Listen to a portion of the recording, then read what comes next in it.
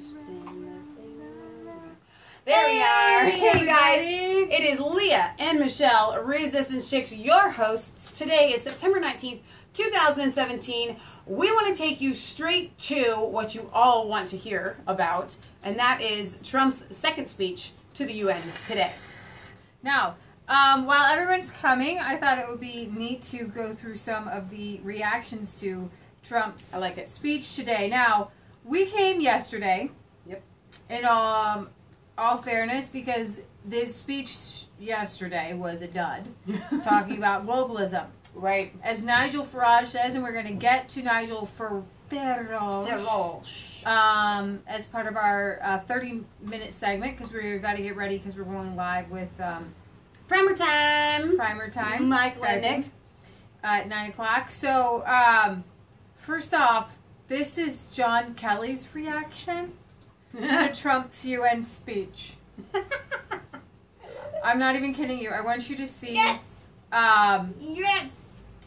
Actually, I thought I had this one up, but I did. So when Trump made quite a few really interesting remarks today, and Michelle and I listened to the entire 41-minute speech together. We were doing a dog hike with a German Shepherd, literally, and Leah's holding her phone like this as we're listening to the speech. And as Nigel Farage said, it was vintage Trump. Now, after yesterday's dud, I was like, fine, I will listen to the speech. If Farage says it was epic, it was awesome, it was vintage Trump, I will give it a go. And I have to tell you that 75% of the time, I was saying yes. 25% of the time, when you talked about Syria and Assad and chemical weapons, I was like, no, have you not learned the truth? We're going to talk about quite a few angles here, but let's look at this right here. I'm sorry, it's so great. When John Kelly, I want to pinch his little cheeks. Puts his head in his hands. Yes. You know Trump said something right. And it just makes me smile and it makes me giggle. Yep. And I do believe that this was when he said, major portions of the world are in conflict and some in fact are going to hell. Yep, he said the hell word. We're walking the dogs. Going to hell. And he says some parts of the world are in conflict and some are just going to hell, man. Going to hell, man. That's what they go. And John Kelly shakes his head, and then there's this. It gets better. It gets better. Thank you, Trump. Oh my gosh. Thank you for making this a possibility for us to look at. We should also take a few pictures, a few looks at other diplomats, because as Nigel Farage said, he was asked on Fox News, we're going to get to this interview, what do you think people in Britain think? He said, well, I'll tell you what, the people in the European Union are probably crying. Probably didn't like it very much. A little afraid. And you know what? That makes me like it. You want to know why? Because it's right there, there's a bowl. I got it. Over and over again, it was almost like Trump listened to our show last night. I wouldn't be shocked if he was, right? Yeah. He said, we're going to make America great again. You would totally be shocked if he was listening to our show. No, I wouldn't. Let's be honest. No, I wouldn't. Oh, no, I wouldn't. Whatever. Over and over again, he said, we're going to make America great again. But he also said to everyone in the room, we want your country to be great again. And what did we say last night? We said, make America great. Everybody needs to make their own country great again. It's like clean your own room. We're not going to have a United Nations of everyone cleaning everyone's room. Yep. Clean your room. Okay, so. Another thing that was really fun, obviously, besides Trump calling Kim Jong-un Rocketman for the second time, was also that he said if he doesn't kind of die down, he was going to like pretty much obliterate them off the face of the planet. He said in those kind of words. Now, how do I know that this was such a wonderful speech? Because Twitter actually broke up in Trump speech, the movie, with all kinds of things. You know, way to hurt relationships with the world and things like that. And even though he was saying every country needs to be wonderful, how is that hurting relations with the world? All right, so let's go through some of these pictures of some diplomats. What I thought these are just faux fun. These are just faux fun. Faux fun. Faux fun. Here's all the delegates packed. Just look at this crowd size. Everyone was there. Right from the start, he had everyone's total attention. Everybody's looking around. Just look at the rapid attention, the intense focus, which actually is not happening, which is kind of funny to me. This is Zimbabwe. That's like a stare right there. They probably work on that. Zimbabwe's diplomats were not exactly listening when Trump called out human rights violators at the UN.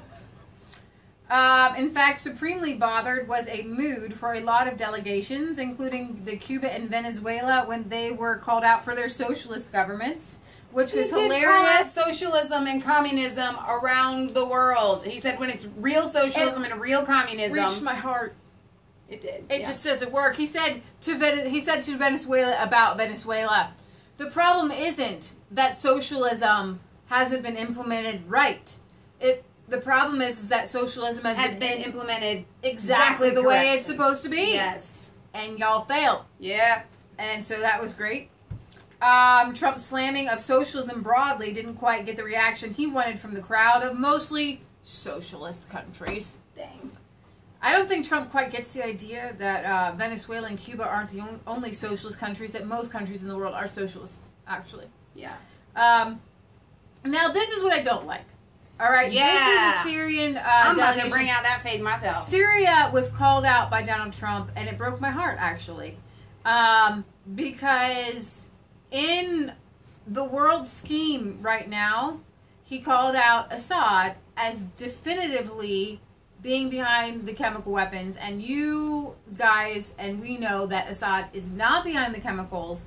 We know that our government, he should have been calling out Barack Obama for creating ISIS, but he didn't, and that was a flaw. And we're gonna call him like it is. When Trump says things that are awesome, we're gonna be behind him. When this happens, it breaks my heart because I know that Michelle and I were talking about Syria, right? The only country in the Middle East that accepts Christians and allows Christians and encourages Christians 6 years ago is Syria. I mean, there have been articles that have been written by people that went into Syria saying, in these Syrian towns, the Christians celebrate the holidays with the Muslims, and the Muslims celebrate the holidays with the Christians. And and it's not just Muslims and Christians. There are several different religions in Syria, and as a community, they all use a holiday as a reason to celebrate a holiday. And there's unity, and it used to be so beautiful, and there are pictures in the exact same churches where you can see them like celebrating Christmas, and that there were Muslims there and things like that. And then Christmas it's completely in shambles in Saudi Arabia, and then we'll have a discussion on evil dictators. Right.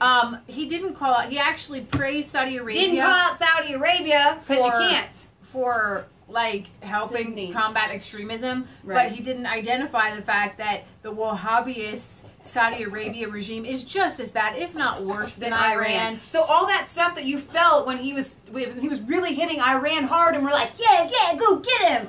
And then Saudi Arabia is left as the good kid in class because they control the petrodollar and they control oil. And so we need them. And so you're not going to bash the hand that feeds you, essentially, which is wrong. We need to cut off ties with Saudi Arabia, and they need to be called out for their human rights violations and for their funding of terrorism everywhere.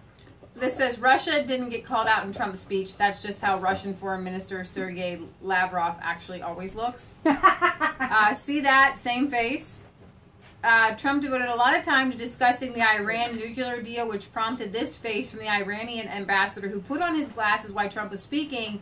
Somebody tweeted out that that's actually one of the worst forms of disrespect that you can do. So that's why he put on his glasses. That was his way of... okay. By the way, which was apparently a sick burn. In Persian culture, putting on one's glasses is the equivalent of, you know... The Palestinian leader, Mahmoud Abbas, didn't have much in the way of reaction, but just look at that dramatic lighting. That's fantastic. Meanwhile, this was the Mexican delegation's face looked like when Trump started talking about how immigration is bad. Yeah. Back in the back, there's Mexico. Yeah. It's unclear whether this Chinese diplomat was filming Trump on his iPhone. Down here, I think he is.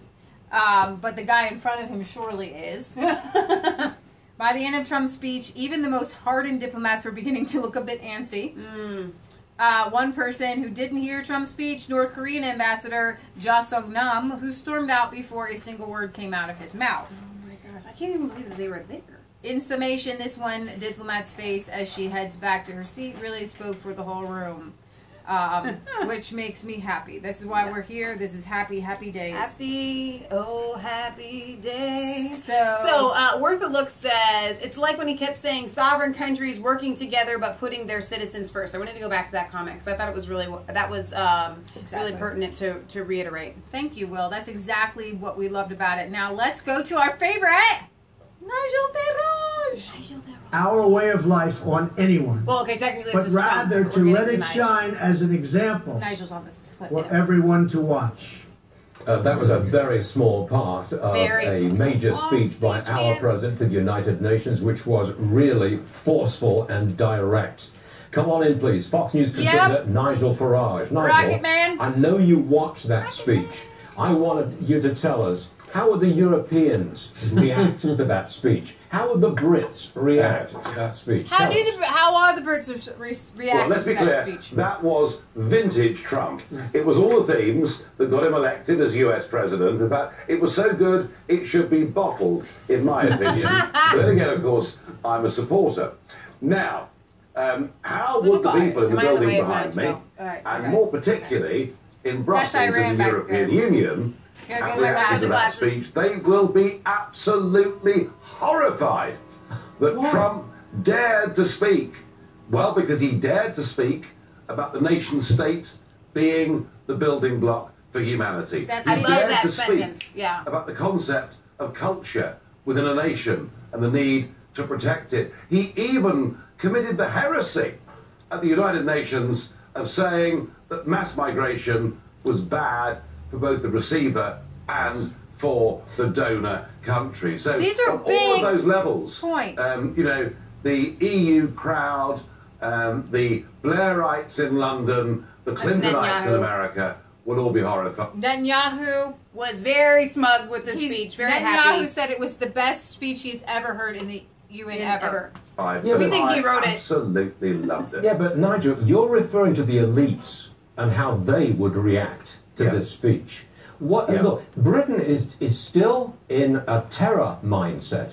It barely recovered from that terror attack in London. And here's President Trump saying, we're going to root out those who finance terror. We're going to crush the loser terrorists. I would have thought that ordinary people in Britain would very much support that kind of thing.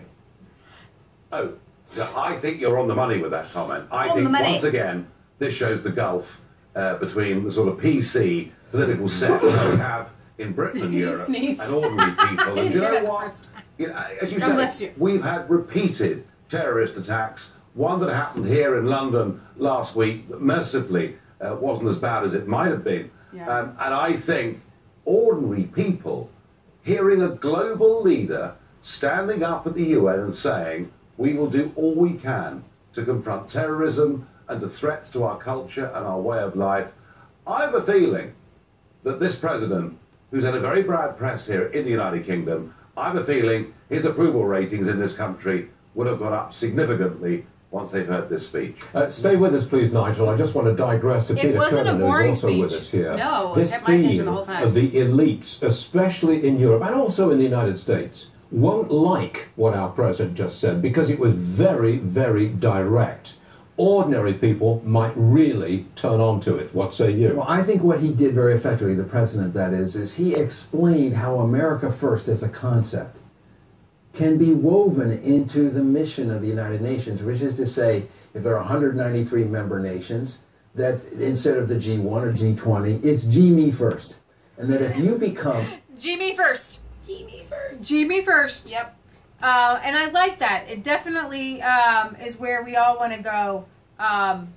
So speaking of Nigel, Justin had said that the BBC is still kind of in an argument with Nigel over them kind of accusing him of and we had covered this the other day, I think we did. There was a death that had happened a while ago, like a year or two ago during Brexit, and they're kind of attributing it to Nigel, which it totally wasn't his fault, but the BBC had said that it was, and so it's gotten brought back up again. Ugh, that stinks.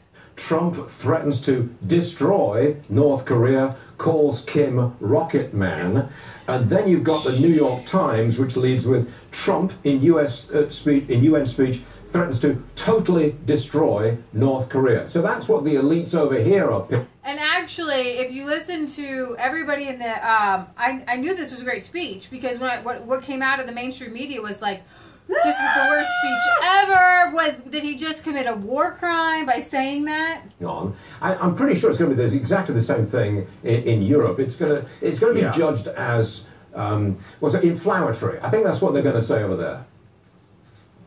Yeah, I mean, Rocketman, he's been criticised for saying Rocketman, and people are kind of doing rehashes of the Elton John song Rocketman already. It's so great. Yeah, I mean, people will focus on, Rocketman's on a suicide mission because they're not used to people speaking in such undiplomatic language. Look, what he was saying was, North Korea threatens the Western world's values. We will not stand idly by and to destroy us. And whether it's the defeat of ISIS, or whether it's making sure that Mad Kim does not get weapons to threaten us all, I think what this president has done is to show everybody that actually Make America Great Again is not just something for the USA, it's a concept we can all embrace. Don't you just love Nigel Farage? Yes. He just has the right words at the right time, every time. Every time he has the right words. And that's exactly, Make America Great Again is a concept for everyone, okay? Right. So let's go back to some other reactions. This is Israel's reaction. They were the only ones in the room smiling, pretty much, bar none. That's why Lee and I, when it was all said and done, we kind of were like, did he write that speech? And there's Iran, which was hilarious. Now, this is... President Trump's speech at the UN was the best speech I have ever heard a sitting president make in my lifetime. Newt Gingrich says, President Trump in UN speech put intellectual clarity on his principle that the American president should represent America, not the global system. Bill Mitchell says, you gotta love Trump. No nonsense speech in UN today. I don't recall ever hearing U.S. president speak so clearly. Franklin Graham. Donald J. Trump's address today at the UN may have been one of the best speeches ever given to that body. Bill Mitchell, weak leaders in UN said Trump gave wrong speech at wrong time to wrong audience. Wrong audience, yes, it was meant for actual leaders. CNN reporter blasts Trump's UN speech. A lot of Trump tweets strung together.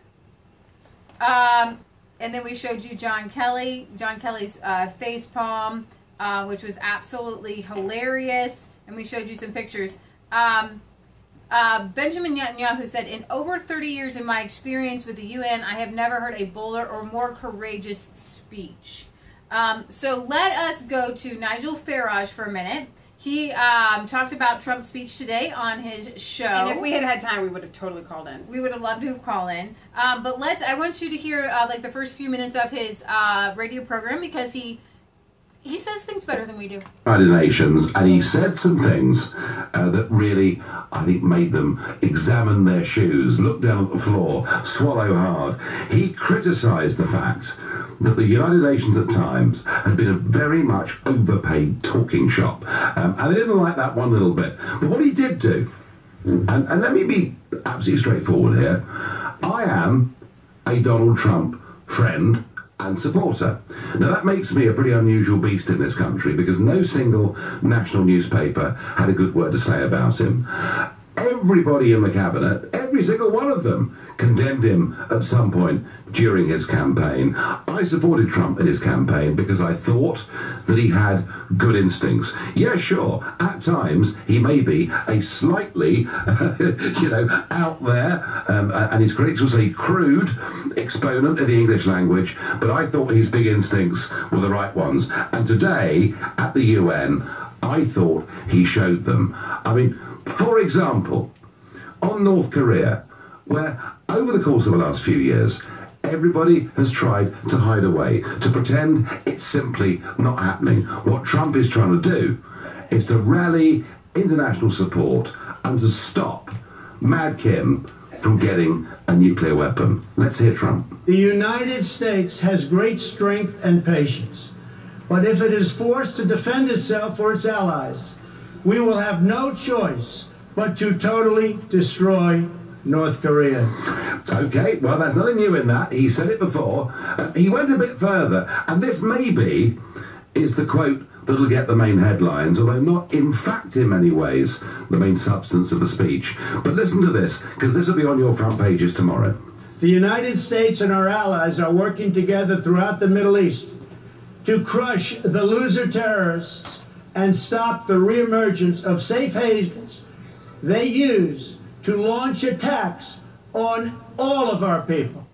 So he's going to attack loser terrorists. He's called Kim Jong-un. He said he was Rocketman, headed on a suicide mission. And they're all the things that'll make the headlines. But what was really interesting, I thought, about Trump's speech today was his absolute defense of the concept of national sovereignty. I quote, "Strong sovereign nations let diverse countries with different values, different cultures, different dreams, not just coexist, but work side by side on the basis of mutual respect." It was a powerful speech in defence of the concept of nation state. I'm sure as Mr. Juncker heard this in Brussels, he was reaching for the bottle, unable to really comprehend He was probably what Trump already had at the said. bottle He before attacked he started socialism listening. in a way I've never heard a Western leader do, perhaps not since Thatcher, by making the point that the reason socialism had failed is not because it was poorly implemented,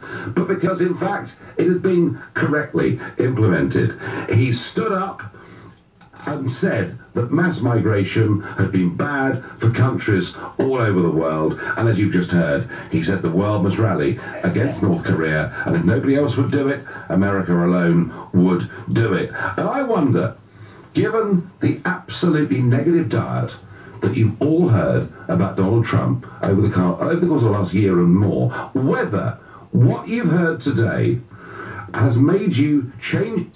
Okay, so what were your views? Because here's the thing. We have to become pretty much unemotionally attached to Donald Trump, right?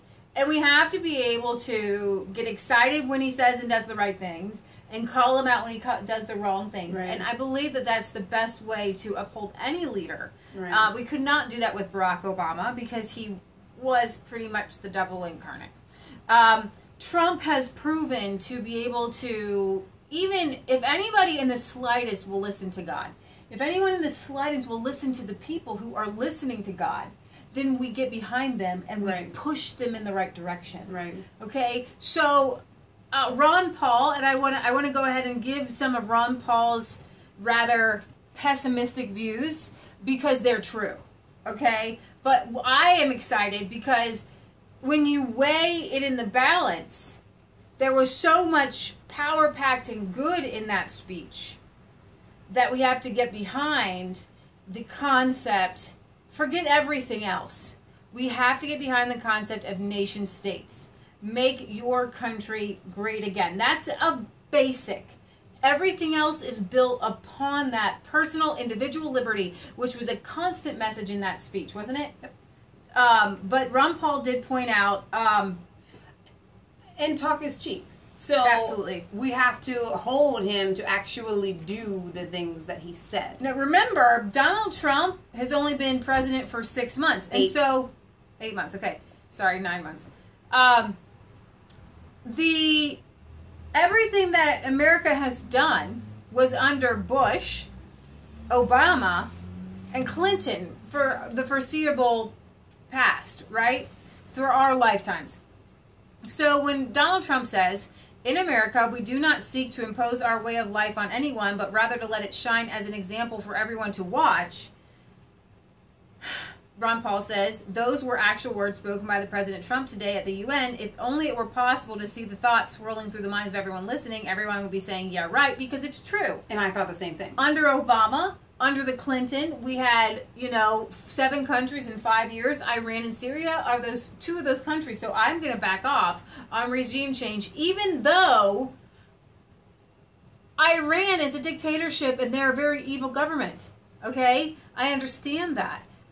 But the idea of, I told this to Mom, I said, the reason, if I get to the end of the speech and you can just see Benjamin Netanyahu, I'm just going to show you his face real quick. at the end of this speech. Because the reason Benjamin Netanyahu was so happy was because Iran really does have missiles. Nuclear missiles with Israel, death to Israel on it. Okay? And so Netanyahu was really excited about this, and I don't know why my thing won't play. I think they can believe you that his face was smug. We have to wrap up anyway because we're going to be going live on the radio with Michael and Nick. But I wanted to put out a couple more things. He says, we are celebrating the 230th anniversary of our beloved Constitution, the oldest Constitution still in use in the world today. This timeless document has been the foundation of peace, prosperity, and freedom for the Americans and for countless millions around the globe whose countries have found inspiration and its respect for human life, dignity, and rule of law. Again, one would have to ignore the last 100 years to believe that the U.S. Constitution has been the foundation of peace. And I get that. And so, you can look at this, go to Ron Paul report and see what he has to say, and I understand it. He says, in America, the people govern, the people rule, and the people are sovereign. I was elected not to take power, but to give power to the American people where it belongs. That's Ron what Trump Paul says, the people don't govern. That makes no sense. Government is a monopoly. So I get it. I get this. This is what I get. But the ideals of what he said, I believe, speaking forth to cobweb old minds. And it's the power of what he said, is the power that we believe what he said. Right. That is going to cause a change and an avalanche. And it doesn't matter what Trump does. Sometimes he gets up there and this power of God comes on him and he just says things. So I wanted to somebody had asked the question, I don't understand why everybody hates Israel. That would be, you would need to do a lot of research and red pilling yourself as far as there are corrupt Jews that have done a lot of evil things. And a lot of people think that Netanyahu is still carrying that out today. Whether that's true or not, I don't know. I haven't made my decision on that. I'm still in the wait and see camp. But that's why a lot of people that you'll see on our forum are very, very much against Israel. Right, exactly. Did we play the clip on Rocketman? Because we could play that and then head out. I don't know. Did I play that for you guys? Because it was pretty funny. I can't remember now at this point because I've heard it so many times. Okay. Admission for himself. Let's see. No one has shown more contempt for other nations and for the well-being of their own people than the depraved regime in North Korea. It is responsible for the starvation deaths of millions of North Koreans, and for the imprisonment, torture, killing, and oppression of countless more. True. Now North Korea's reckless pursuit of nuclear weapons and ballistic missiles threatens the entire world with unthinkable loss of human life. It is an outrage that some nations would not only trade with such a regime, but would arm, supply, and financially support a country that imperils the world is a hit on China. With nuclear conflict. No nation on earth has an interest in seeing this band of criminals arm itself with nuclear weapons and missiles. Sure. The United States has great strength and patience, but if it is forced to defend itself or its allies, we will have no choice but to totally destroy North Korea. Whoa. Rocketman is on a suicide mission for himself. What was the room like? I always say and for his the regime. people when he said that. The United States is ready, willing, and able. But hopefully, this will not be necessary. That's what the... Hopefully, it will not be necessary. So, do you want to read a few comments and then we'll head out? I think they're on the Jewish thing, actually, to try to explain that. Let's see. Also, massive foreign aid packages and taxpayer dollars end up outside the U.S. while we receive the blowback. That's another thing that Trump talked about a lot was like, listen, we put in 22% and so much more to the United Nations. And he said it would totally be worth it if the United Nations was able to accomplish the peace that it so talks about. But then what was unsaid, I think, was that it's not worth it because they aren't able to do it. So, all right, you guys, we are going to sign off here, but you guys can come back in a half an hour too. Are you ready? Get your pens. Go get it. Go get the pen and the paper. Ready? www.ucy, that's as in the letter U, the letter C, the letter Y, .TV. I had originally put com. I don't know why because I actually said TV. And you're going to be looking for the live show primer time. So www.ucy.tv,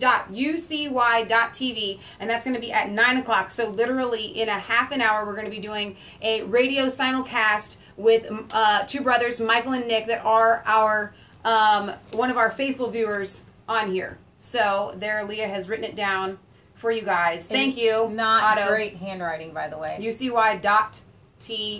Thank you, Otto. All right, you guys. See you back, or you'll be listening to us in half an hour for primer time. Don't forget to like, comment, and subscribe to Mass Faith 3 and Resistance Chicks. Ring the bell for notifications. Find us on Facebook. Follow us on Twitter. We love you. God loves you. And God bless. How did we get out under half an hour? That's pretty impressive. I don't know. Maybe this video will get watched more.